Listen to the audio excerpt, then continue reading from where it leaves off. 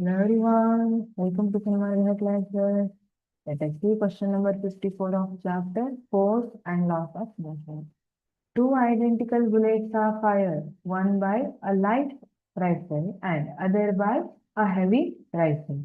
With the same force, which rifle will hurt the shoulder more and why? See, ಎರಡು rifle ಅನ್ನ use ಮಾಡಿಕೊಂಡು shoot ಮಾಡ್ತಾ ಇದ್ದಾರೆ, bullet ಅನ್ನ ಫೈರ್ ಮಾಡ್ತಿದ್ದಾರೆ. ಒಂದ್ ರೈಫಲ್ ಲೈಟರ್ ಇದೆ, ಇನ್ನೊಂದ್ ರೈಫಲ್ ಹೆವಿಯರ್ ಇದೆ.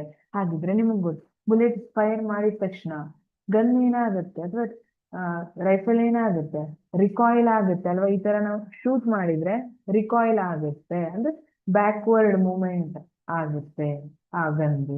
ಹಾಗಿದ್ರೆ ಯಾವುದು ಶೋಲ್ಡರ್ಗೆ ಜಾಸ್ತಿ ಏಟ್ ಮಾಡುತ್ತೆ ಅಂತ ಕೇಳಿದ್ದಾರೆ. ಆ ತರ ರಿಕಾಯಿಲ್ ಆದಾಗ ನಮ್ಮ ಶೋಲ್ಡರ್ಗೆ ಬಡಿಯುತ್ತಲ್ಲ, ಯಾವುದು ಜಾಸ್ತಿ ಹರ್ಟ್ ಮಾಡುತ್ತೆ ಶೋಲ್ಡರ್ಗೆ ಅಂತ ಕೇಳಿದ್ದಾರೆ.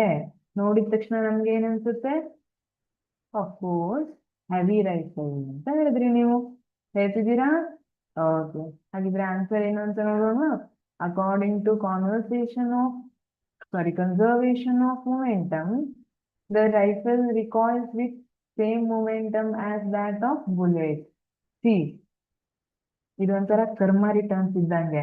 ನೀವ್ ಯಾರಿಗೇನಾದ್ರೂ ಮಾಡಿದ್ರೆ ನಿಮ್ಗೇನಾದ್ರೂ ಆಕ್ಸಿಡೆಂಟ್ ಒಂದು ಇದೆ ಅಲ್ಲ ರೂಲ್, ಅದೇ ತರ ಈಗ ಗನ್ ಏನ್ ಮಾಡ್ತು, ಬುಲೆಟ್ ಅನ್ನ ಫೈರ್ ಮಾಡ್ತು, ಫಾರ್ವರ್ಡ್ ಫೋರ್ಸ್ ಅನ್ನ ಅಪ್ಲೈ ಮಾಡ್ತು. ಬುಲೆಟ್ ಏನ್ ಮಾಡ್ತು, ಗನ್ ಮೇಲೆ ಅದನ್ನ ಬ್ಯಾಕ್ವರ್ಡ್ ಡೈರೆಕ್ಷನ್ ಅಲ್ಲಿ ಮೂವ್ ಆಗೋ ತರ ಮಾಡ್ತು, ಫೋರ್ಸ್ ಅನ್ನ ಅಪ್ಲೈ ಮಾಡಿ. ಸರಿನಾ? The rifle recoils with same momentum as that of bullet. ಇದು ಕನ್ಸರ್ವೇಷನ್ ಆಫ್ ಮೊಮೆಂಟಮ್ ಅಕಾರ್ಡಿಂಗ್ ಹೇಳ್ತಿದ್ದಾರೆ. ಹಾಗಿದ್ರೆ as momentum is equal to mass into velocity, so light rifle will recoil with larger velocity and hence will hurt the shoulder more. ಇಲ್ಲಿ lighter rifle ಏನಿದೆ ಅದರದ್ದು mass ಕಡಿಮೆ ಇದೆ, so velocity ಏನಾಗುತ್ತೆ, ಜಾಸ್ತಿ ಆಗುತ್ತೆ. ಅದಕ್ಕೆ ಜಾಸ್ತಿ ವೆಲಾಸಿಟಿ ಇಂದ ಬಂದು ಬಡಿಯುತ್ತೆ, ಹಾಗಾಗಿ ಅದು ಶೋಲ್ಡರ್ಗೆ ಜಾಸ್ತಿ ಹರ್ಟ್ ಅನ್ನ ಮಾಡುತ್ತೆ.